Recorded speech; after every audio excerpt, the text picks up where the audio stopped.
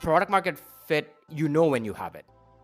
That was my conclusion. Like, one is, the metrics are up and to the right on a daily, weekly, monthly cadence, but also internally everything breaks because you just aren't ready for exponential growth, right? And then when you know it, you have to get prepared. Welcome to Brick by Brick. My name is Rishi Taparia, co-founder of Garuda Ventures, and today I'm joined by a very good friend of mine, Sid Sridhar. I've had the pleasure of knowing Sid for probably over 30 years at this point. We grew up together in Indonesia as expats in Jakarta and have been great friends ever since. Sid went on from Jakarta to the University of Pennsylvania and then had stints in banking, Google, Uber, Sendwave, and now Wave. And I'm thrilled to have him on the podcast. Sid, welcome. Thanks, Rishi, for having me. Absolute pleasure. So let's jump in. You've had an amazing path into startups. Can you walk us a little bit through your journey? And in particular, tell the audience, what the heck is capital markets at Google? So my first experience with startups was actually in New York back in 2008, 2009. One of our, actually somebody who went to high school with us, Rishi, Shreyans, was part of the early team at Venmo. And I was, believe it or not, Venmo's 5th ever user. So if you actually there you go. Amazing. And that's before it even had an iOS app. Like, I think iPhone had just come out then. So they were building on like essentially texting rails at the time. And I just completely didn't understand what they were doing. Right. And so I had taken the more the conservative path of kind of being in investment banking in New York, et cetera, pay off student debt, et cetera. But I saw firsthand what their vision was, which was to make it super easy to send money. But I also saw firsthand just what a drain it was, what an absolute uphill battle it was with kind of figuring out product market fit, but then also compliance when they discovered they had to get 50 state license, et cetera. So that was my first experience. And I knew then that I didn't want to do it.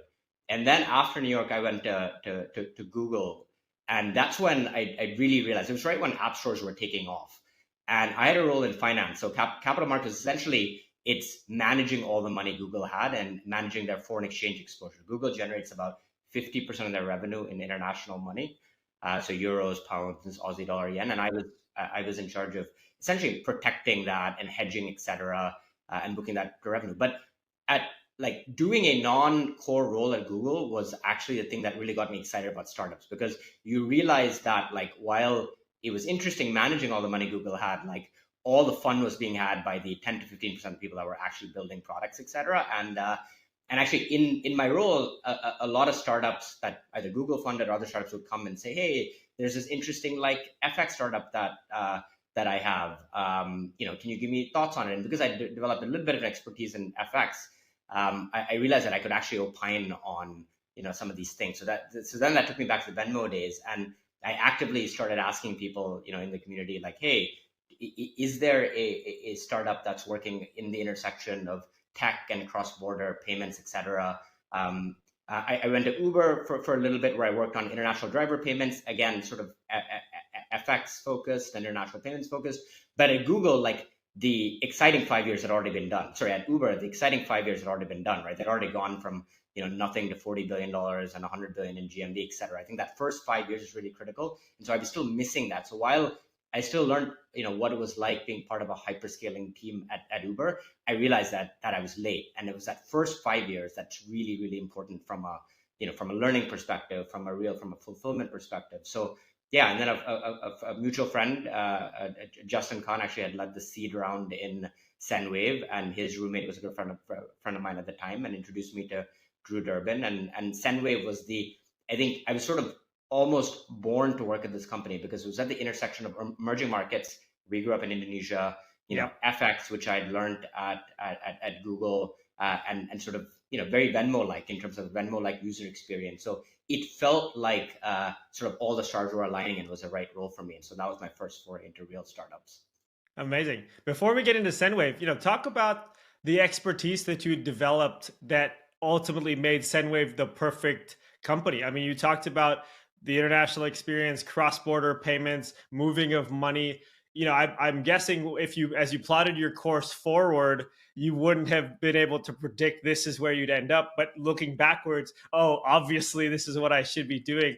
How did your domain expertise could make you N of one for the companies themselves? And have people reach out to you saying Sid is the only guy in the world that can do this job? Yeah. I don't know about the only guy, but definitely like one that ticks a lot of the boxes.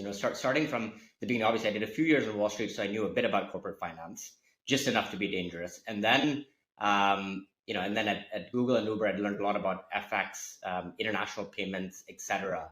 And Sendwave had built an incredible product. So there were just, I think, 4 or 5 employees at the time, but to give you a sense of the scale, Sendwave was already moving about 50% of all the money that was moving between the US and Kenya sent by diaspora. So they built an incredible product, but there was nothing really more than that. There wasn't a finance team. There wasn't beyond product and engineering. It was still very, very early. So they needed somebody that could both manage the sort of the operational aspects of finance, your treasury, your building an accounting system, etc., which I knew just enough about, having done some accounting and finance work out on Wall Street. But then also some of the more strategic stuff. So Sendwave generated all their revenue by charging foreign exchange spreads between what they were showing customers and what they're trading at the wholesale market.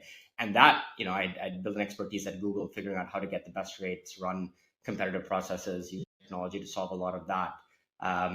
FX is a very niche space, right? So when I was chatting to the founders, it just made a lot of sense. And I thought, if I was to chart what were the types of skills that I would bring to a startup, it was corporate finance, FX, and the sort of blitzscaling wasn't an experience that I had, but it was something I really wanted to do, right? But enough of a bet for them to take a leap of faith and sort of hire me. And and it was a space I was following very closely, as I said, from my Google days, etc. Amazing. Well, Sendwave obviously checked a lot of boxes for you in terms of category, traction, proof points. Obviously, super early days when you joined. And as you alluded to, there was not the infrastructure that was set up. What were those first few months, maybe year and a half, 2 years, like when you joined, and having come from large organizations where they're basically teams for everything to effectively running large chunk of the business yourself? What were the things that were the most surprising or intimidating about that? Yeah, I think the first was actually just putting your ego aside. I'd had an MBA, I'd worked on Wall Street, I had been at Google, I'd been at Uber, and the first task that I was given was to run payroll, like literally, because they had not formalized payroll for some time. And like even just navigating new HR software, and like there's so many corner cases, like, oh, like there's an ex-employee who we have to run like a fake dummy payroll, etc. So first is just like really putting your ego aside and saying, like, I'm just going to figure out how to do basic things like run payroll, get access to that system, talk to legal counsel about how to go handle a lot of these sort of corner cases, implementing an ERP. Never done that. You realize when you were on Wall Street that you were just consuming the output of all this stuff, right?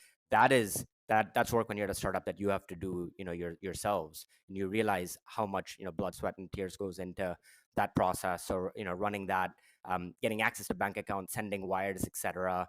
Obviously, at that point, you're controlling all of the money that Sendwave has ever raised.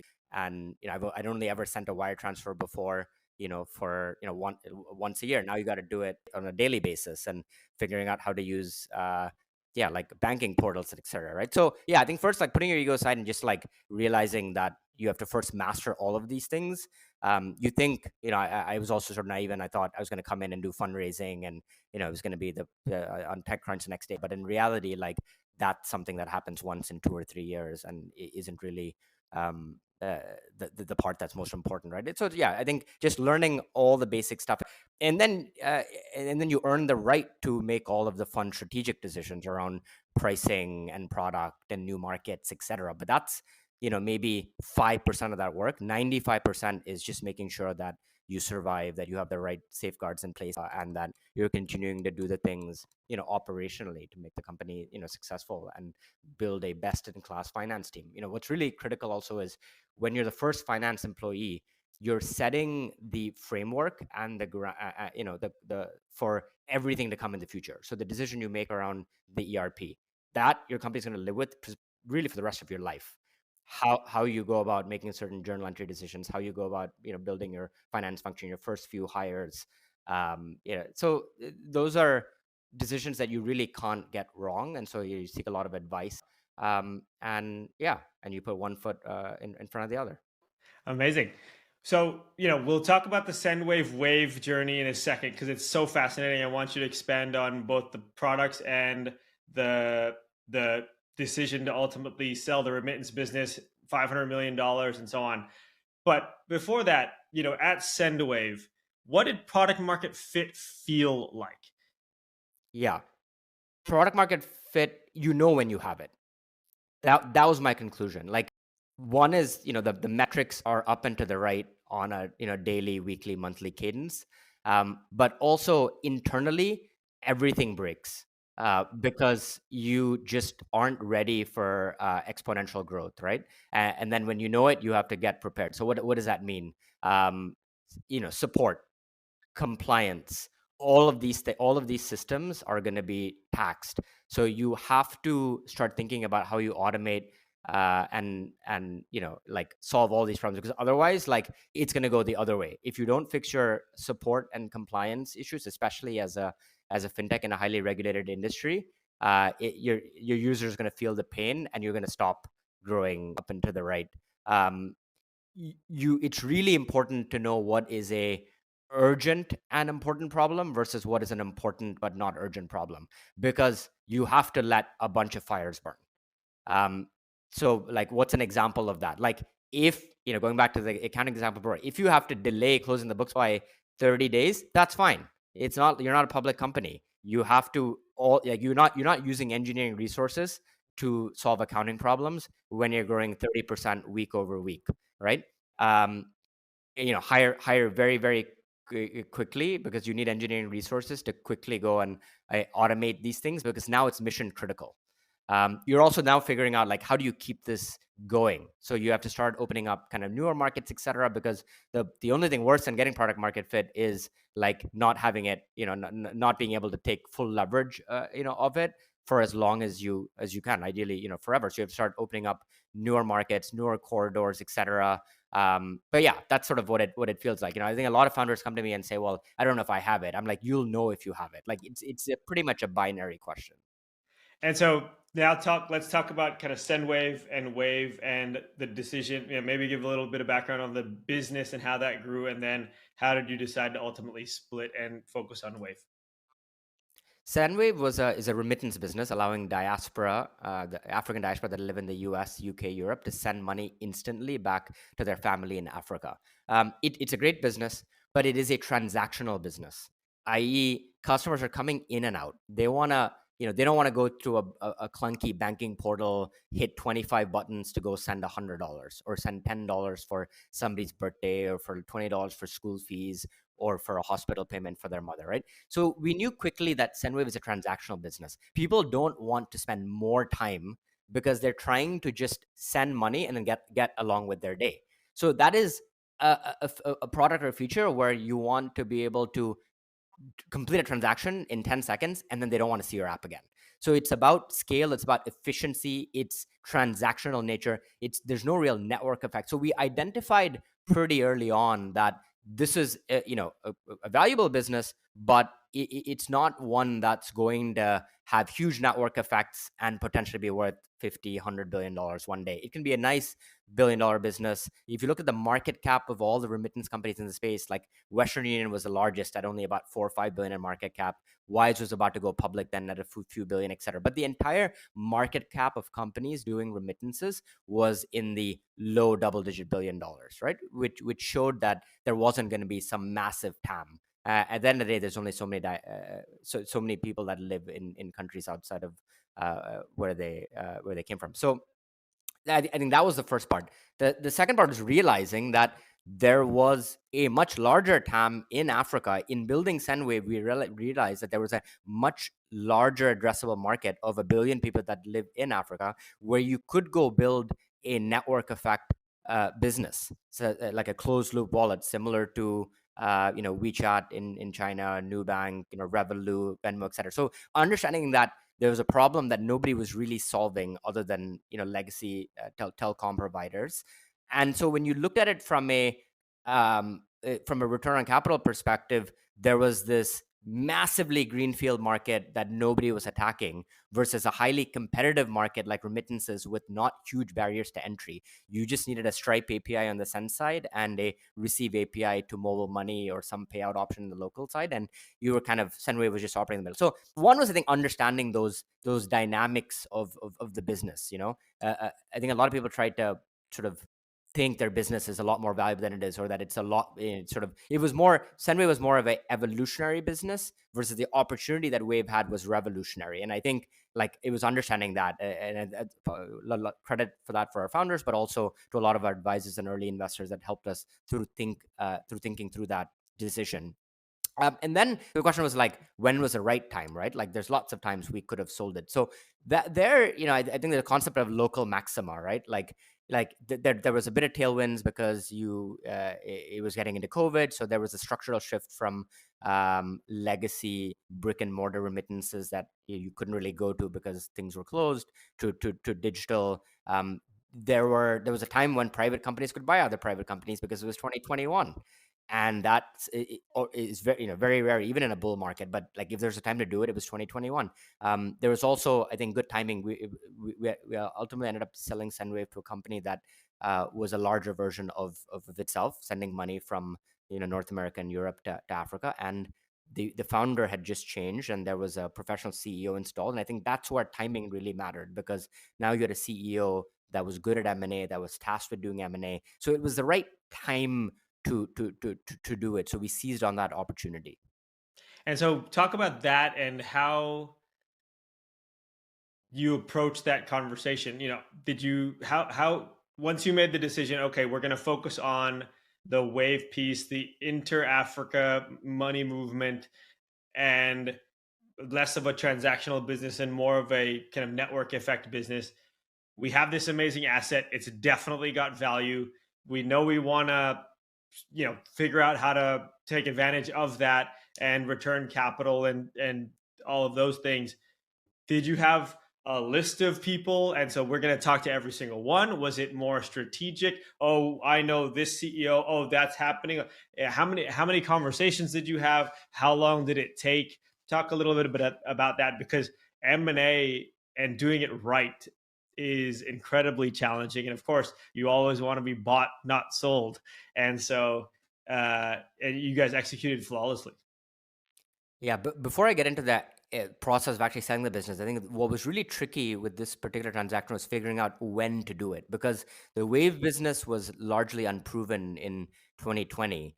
And so what you didn't want to do was sell too early, where you didn't have enough proven of a business with Wave to stand on its own legs, right? Be able to raise money, attract talent, etc. But also not do it too late, where a lot of value had accrued to Wave, and then you'd have a whole host of other challenges. And so timing was probably the biggest challenge. So what we did was, we were in touch with 3 or 4 of the potential buyers for the Sendwave business, but we sort of slow played it, i.e., we built the relationships, we had initial conversations, etc., so that when the time came, we could execute very, very quickly. So we wanted to be warm, similar to what you would do if you were raising, big round and you were in touch with folks. So we'd already gone through that kind of about a year in advance, because we knew that this was a venture probability.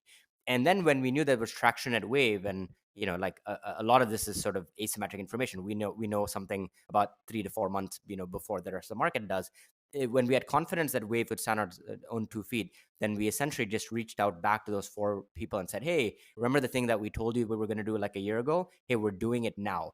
And then, like we could have hired a banker, but like what we were maximizing for here was, definitely like valuation, but also with speed and certainty, because we had this other rocket ship, and it wasn't going to hurt anyone. We were like getting an extra couple of percent on value or whatever wasn't going to be the thing that was going to change the world. But if we didn't get the sale done, that would have a very sort of detrimental impact on kind of Wave as standalone business.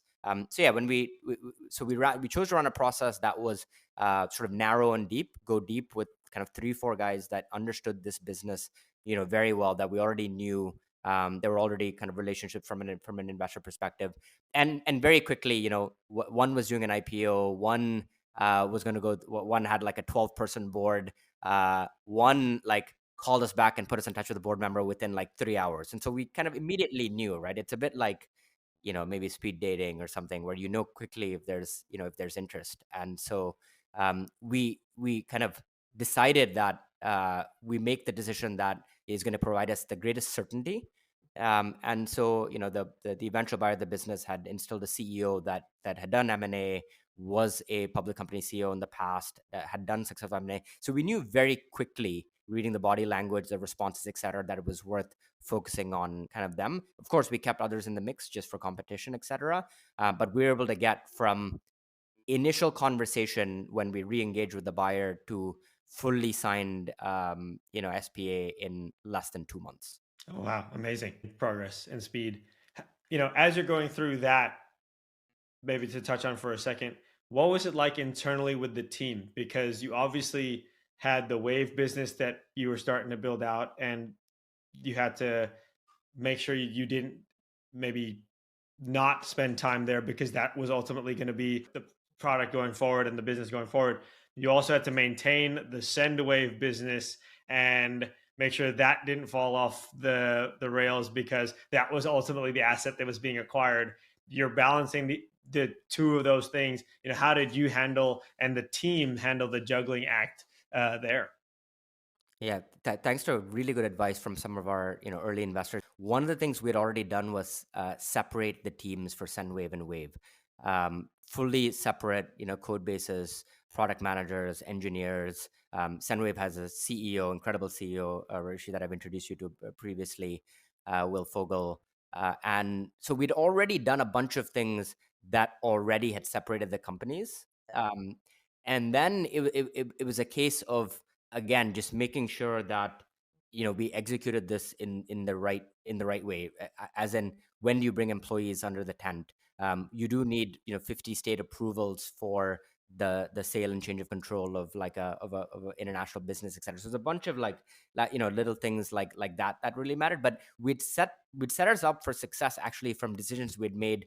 The sale ended up completing Jan 2021, but in 2019 we made a bunch of decisions to separate the company because we knew sort of there was this fuzzy end state where Sendwave might belong to somebody else. And so yeah, I think full credit there to our investors. Those are the types of things where I think investors can be very helpful because they've seen things like this before. It would have been very messy, I think, separating out the code base and figuring out the team structures, etc., while kind of doing the M&A. The other thing I'll say is also our founders and a lot of our team were fully focused on the businesses. I, as the sort of the head of business at the time, completely ran the sale process and really wasn't focused on the operations of either business at the time. So us and our head of finance, Kevin at the time. So we fully relieved, like kind of every other employee, it was business as usual. They were only brought in really, for confirmatory due diligence or where, they had to talk to the buyer for some reason. So I would say there was less than maybe 20 man hours of work that went into M&A from anybody other than myself and the head of finance. Okay. No, it makes a ton of sense. And obviously very intentional in the approach that you took to both of these. We talked about product market fit at Sendwave. Now let's talk about Wave and that business a little bit. And what does product market fit feel like with Wave? Because you obviously have it. What is the difference between the feeling? Yeah, it's very similar in that like all those things that happened with Sendwave were true. You're going up and to the right, things are breaking, etc. I will say that because of the sort of the ambition of Wave, the fact that it is truly a network effect based product, and the fact that it was in Senegal, Cote d'Ivoire, Africa, where you've had less financial innovation in general, it was the entire scale of it was just incredible and something that we'd never seen before. So what do I mean by that? Like, at scale, we were adding almost 7-digit levels of users on a month by month basis, and it had captured the entire zeitgeist of the sort of the Senegalese population. And so what we saw was not just sort of the tax on our on our systems, etc., but also this incredible sort of tsunami of love and adoption from the population, which which sort of kept you going, which again, it speaks to the kind of the difference of two products, right? Because Sendwave was a great product as well, but it was a transaction product where you're in and out. Versus with Wave, it is a product that somebody uses multiple times a day for any sort of financial transaction, whether it's sending money to a loved one in another city, paying a merchant, paying your electricity, water bills, etc. So because you use the product a lot more and you're saving a lot of money from the product, there's a lot more level of customer love that comes with it. Which is, I think, what we saw in 2020, 2021, when we still see it, but of course we saw it, and of course that confirmed that it was the thing that was worth investing in and spending a lot of our time solving problems for. Yep, makes sense. And so you mentioned advice from investors, from advisors. You've been building on the African subcontinent for probably over a decade. And so you've seen the differences in building in Africa and building in the US. I think there's often a belief that, startup advice is general, you can apply it anywhere. I don't know that to be true. I'd be curious as to what are some of the key differences in strategy and playbooks between building in more developed, emerged markets and developing markets like the African subcontinent. What have you found to be the key strategic differences there, and what do you have to pay attention to? Yeah, there are obviously lots of differences. I'll hone in on a couple that were very clear from the early stages. One thing you can assume when you're building generally a product in the West, in the US or Europe, is that you can focus on the core value proposition of your product. So if it's Revolut, it's quickly onboarding, getting a debit card in your hands, etc. You don't have to worry about maybe KYC, because there are great tools out there. You don't have to worry about that person getting an SMS within 20 seconds every time, or 10 seconds, etc. Things like that. Versus one of the things in sub-Saharan Africa, at least, is you cannot reliably receive an SMS within 30 seconds. So you have to spend a ton of your time. You have to make what would have otherwise been non-core functions actually core parts of your business. You have to manage it yourself. So we had to get direct integrations to all the telecom providers. So we essentially spun up our own Twilio. We essentially, and there's no Stripe to plug in, so you have to build out an entire agent network. So you have to build your own Stripe. So a lot of things that that are infrastructure like in the West are actually core functionalities that you have to build. So that means a lot more resources, but also identifying that, right? Like, you can't just assume that, oh yeah, I'm going to go, like these things will just work. You do have off the shelf solutions, but you if it's a key feature of the product, like if you need to get an SMS within 5 seconds, you have to actually go build that thing. Nobody's going to actually, there's going to be no product in the market that does that. Another difference is Wave, when we launched in Senegal in 2018, was not a smartphone app. It was a QR card solution. We tried NFC, a bunch of things. Our smartphone app didn't launch till Q4 2019, 8 quarters after we Oh, wow. launched, after we had hundreds of thousands of users, right? Like, where today would you say, I want to build a fintech, and your smartphone app is like on your Q8 priority Yeah, list, sure, right? sure, sure. Because you have to start with a better version of what customers are already used to. So they were used to kind of USSD and QR, NFC, and agent networks, etc. So you start with a better version of that. They adopt it. You build trust, and then you start sort of building for the future, and you start building smartphone apps, etc. Because if you start forcing the technology, it's a classic statement of, like, you don't take the technology and find how the customers use it. You have to find the problems and then figure out how technology can solve that solution. So that was the biggest surprise to me, was like, I kept asking our founders, hey, or in the product team, like, where's the smartphone app? Right now, in 2019, when we ended up launching the smartphone app, 8 quarters after we launched, it was the number one app on the App Store within like 3 months, and Sure. it remains today, right? So you do have to sort of time it, but I think you have to be very sequential about it. You have to really be married to the problem, not the solution, because in any other version of Wave or fintech building in Africa might say, well, I'm just going to go use whatever the equivalent Twilio is. I'm going to build a smartphone app, and you're just not going to have that a 10x product at an incredibly compelling price if you do it. Almost like the abstraction layer that exists in the West, which you can build on top of and not have to think about, is not as robust in sub-Saharan Africa, and so you have to really focus on the basics first, and getting those right in order to deliver that amazing experience. Correct. And so, on that topic of focus, we talk about the importance of focus, especially on the early stages of company building as critical. You have to think about product market fit, getting into product and getting into customers and revenue. You call it the one thing. How do you establish the one thing at Wave? And what advice would you give to founders, early employees that are struggling with finding just one thing when there are so many things to be doing at early stage companies? Yeah, I think this is especially valuable in the early stages. Um, Look, when I say one thing, it doesn't actually mean you do literally one thing, right? But it really helps you from a management perspective, because when you're starting a company, in most cases, it's the first time you're really managing people, the first time you're setting real directions and objectives and OKRs, etc.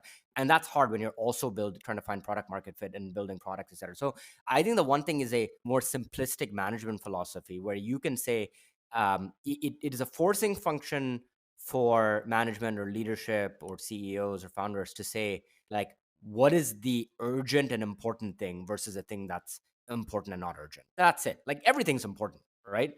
But when you start saying, like, hey, Sid, you go work on just closing the books and FX, like, that's it. Like, of course you're going to run payroll and do all those things, but then that, like, I'm like, that is the most important thing for the company, because that's how we make our money. That's how, we make sure there's accountability, etc. I think it creates a simplistic heuristic for management and leadership, because you can just meet every week and you don't need to come up with a massive agenda. You can say, what was progress on the one thing? Or is the one thing changing? And it can change, right? Yes, I've implemented this thing, like, I can change the one thing, etc. But I think it makes it easy when you're fighting so many different fires. You don't want to now also be prepping for 6 different things in one-on-ones with 10 different people. So I think that's one advantage of it. Also, I think it starts, I think, creating that mental model of, like, really making sure. I think it's very hard to know. It's easy to prioritize between things that are important and not important, but it's much harder to prioritize between something that's urgent and important versus urgent and important and maybe can be done next week, etc. And I think that creates a forcing function to get better at that, because it really is a sort of a mindset thing, right? There's lots of things, and sort of you have to let some fires lie, etc. Right? And that's hard, because when you come from big corporate world, like, you want to have any fires, right? But you also don't want to necessarily push the button on something that's transformational. So I think it's a simplistic kind of heuristic to manage in the early stage, and it works well, I think, in the early stages, etc. And then you have to obviously evolve when maybe your business is a little bit more established, you have a lot more people, etc., and you can focus on a lot of different things at once. From a managerial perspective, how do you use the heuristic, the concept, to guide your team, the folks that are reporting into you? Do you have a board of, here's everyone on the team, here's their one thing for right now, and that's kind of the main topic of conversation? How have you applied that, and how might people take that lesson away and building their businesses?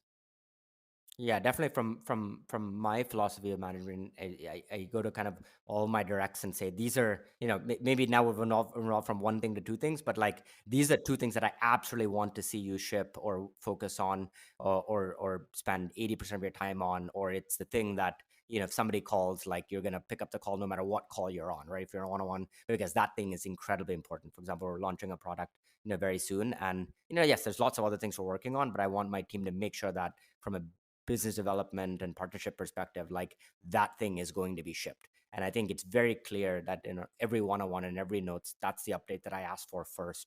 That's the things we chat about first whenever we have a meeting, etc. Of course, all the other things are important, but this is the thing that's urgent and important. Again, it helps with prioritization.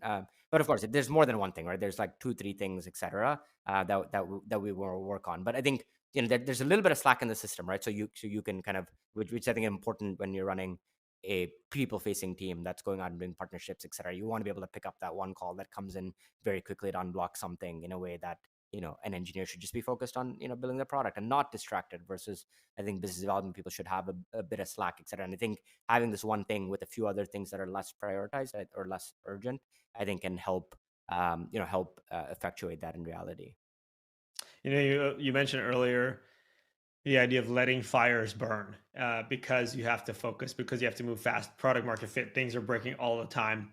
so much of company building, particularly if it's going well, is firefighting and focusing maybe on the problems that are right in front of your face instead of being able to step back and be intentional about something that might happen 12, 18, 24 months from now, like you guys did with Wave and Sendwave. you know, is there a particular role, process, function, infrastructure that you think an early stage company should invest in earlier in their life cycles to make focusing on the one thing a bit easier? Should everybody have a Sid Sridhar that they bring on as employee number 5 to the business? Things like that. Yeah, look, I think with every company, I think your philosophy can be slightly different, but I think instilling it very early in the leadership. So if it starts with the CEO, founder, and their directs, etc., and then propagating that same culture, I think down for I think to each of their teams. I think the core principle I think is really understanding what's urgent, right, and versus what's not, and I think making sure that you do that in whatever way that whatever way or cadence or process I think that you want. Of course, now at scale, lots of CEOs have chief of staffs that manage, I think, a lot of that process, and help with the prioritization, etc. I think in the beginning for early stage companies, the CEO I think has to propagate that. CEO and the founders have to propagate that themselves. But I'd say like the main thing that I learned is not to overmanage, right? And I think kind of the one thing is something that helps you create some process, but also be quite fluid with changing priorities. Because that one thing could be X on Monday and could be Y on Tuesday and could be Z on Wednesday, right? So it allows for a little bit of fluidity and be like, yeah, it just changed, right? What the thing that you're focused on, even if it's not fully shipped, because we learned something and we're now changing the focus completely to something else, right? So I think it gives you that fluidity versus if you go through a Google type, OKR and KPI process, etc. It's much kind of more rigid to kind of change all of that on a weekly basis, right? Yeah. Anything in working in and with the African diaspora on the African continent, building startups there from a playbook upgrade perspective that you think should in fact be brought to the kind of general startup playbook in the West? Oh, that's a great question. I think I'll say that building in Africa is more challenging, obviously, than building in the West. Partly because every country is different, so it's almost like building a different startup in every market. You're going from 0 to 1 with maybe a little bit of an advantage. So I think you do build, I think, more sort of muscle tissue and fiber by doing that.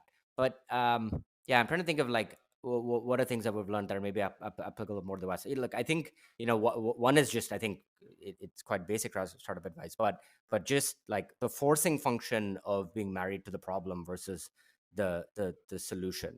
I think deeply understanding the problem and then trying to go figure out what is the tech that actually solves problem. Like I've for example, like even you look at a lot of the I think big fintechs from Europe that have gone to the US, your Revolus, Klarnas, etc. It's a very different product that's going to succeed in the US than it is in Europe. So you can't take the same product from here and take it out to the US, which is also competitive in its own sense, right? So you really have to understand, start from scratch. I think that's maybe the single closest corollary is you have to say what are the problems that exist in these markets and start my product evolution from scratch, and not take would not just be just another debit card and make money off interchange, right? And be like really start and say, well, is it credit? Is it FX focused?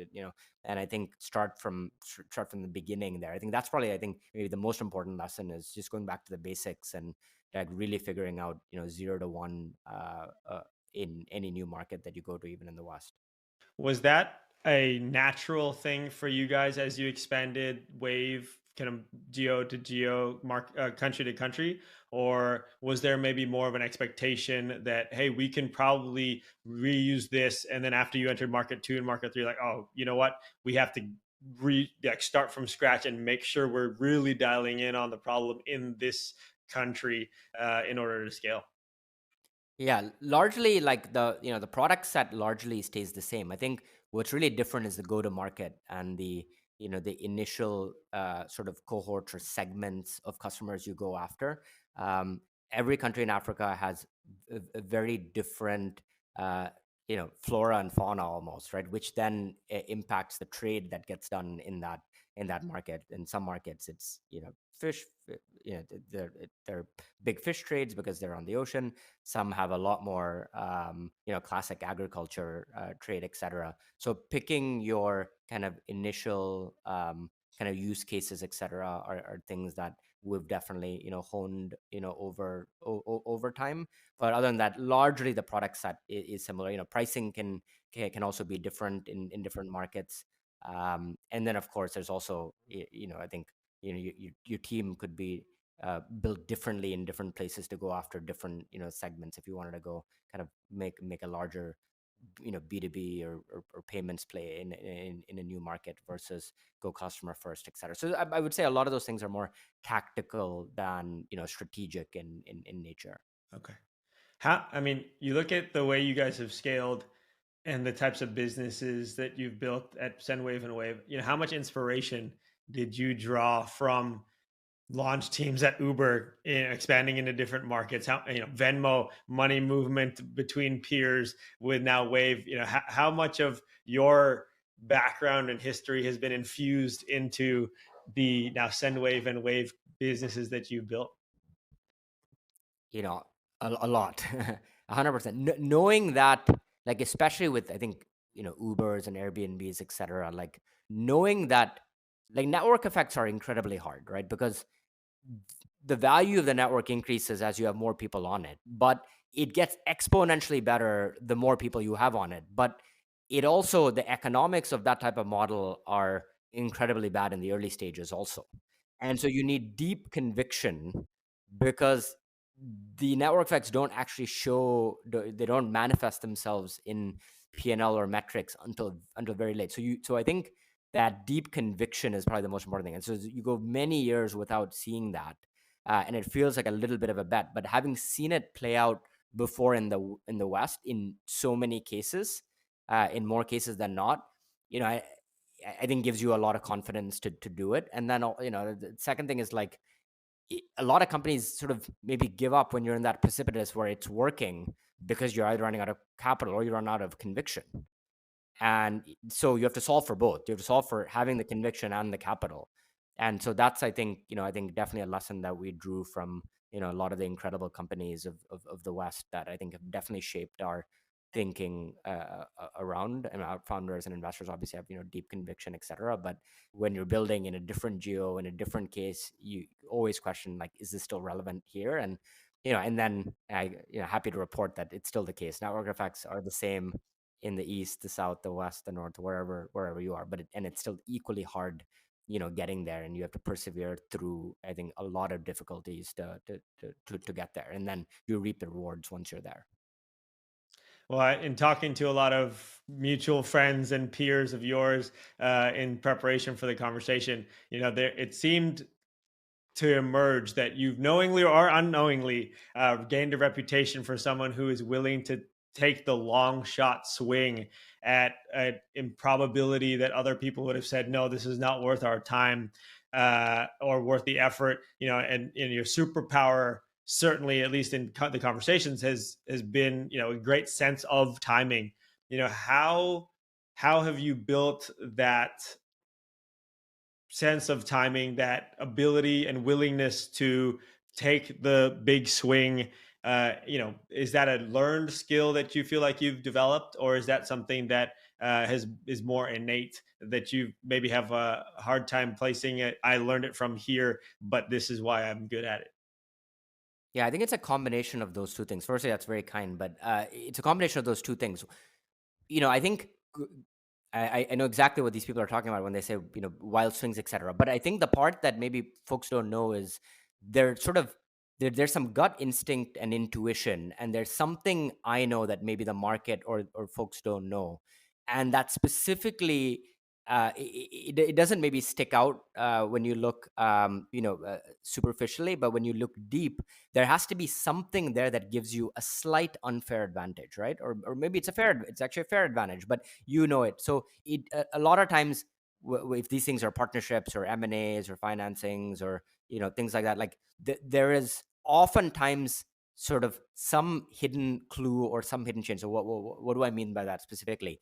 Um, Maybe it's a company you've been trying to do a deal with, or it's a company you want to sell to, etc. And they've said no before. Well, what changed now? And they said no, like, an absolute no, don't talk to me. Well, what changed? Well, maybe the CEO changed, right? A person changed that's very, very influential. A board member changed, etc. And now the entire table has changed because like, you have a better relationship with that person. You can bank on yourselves to go make that argument to somebody different, and you only failed the prior time because it was a personal thing, and people change, right? So I think with long shots, the one thing that I'll say is to always reevaluate kind of any long shot based on the circumstances that exist today. Whether at the end of the day, kind of it's either people or strategy, et cetera, and markets change. And so if it's a product type situation, like markets change literally every month. Yeah, new technologies come out. Um, you know, uh, Population demographics change, et cetera, and companies that you're trying to do deals or partnerships with, CEOs change, boards change, M&A happens, et cetera. So I think in taking these big swings, et cetera, I think there's generally something that I've discovered or am aware of that I think has changed the stakes. Doesn't always mean you can it'll work in your favor, but it's definitely worth trying. I'm a strong believer that you miss every shot you don't take.